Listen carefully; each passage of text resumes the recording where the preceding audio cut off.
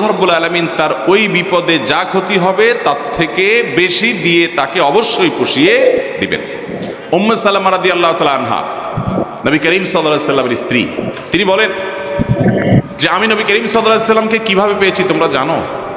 অদ্ভুত ঘটনা, শিক্ষা নেওয়ার মতো একটা ঘটনা। তিনি বলেছেন যে আমার স্বামী আবু সালামা যখন মারা গেলেন, আমি খুব বেশি ব্যথিত হলাম, মর্মাহত হলাম যে একজন ভালো সঙ্গী হারালাম, স্বামীকে হারালাম।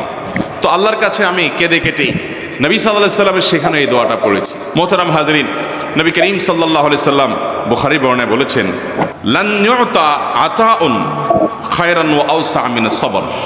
সবরের চাইতে, ধৈর্যের চাইতে সবচেয়ে বড় সম্পদ এবং সবচেয়ে বড় দান আল্লাহ তাআলার তরফ থেকে অধিক কল্যাণ আর কোনো কিছু দেওয়া হয় নাই। যাকে এটা দেওয়া হয়েছে সে সবচেয়ে বেশি কল্যাণ অধিকারী হয়েছে, সে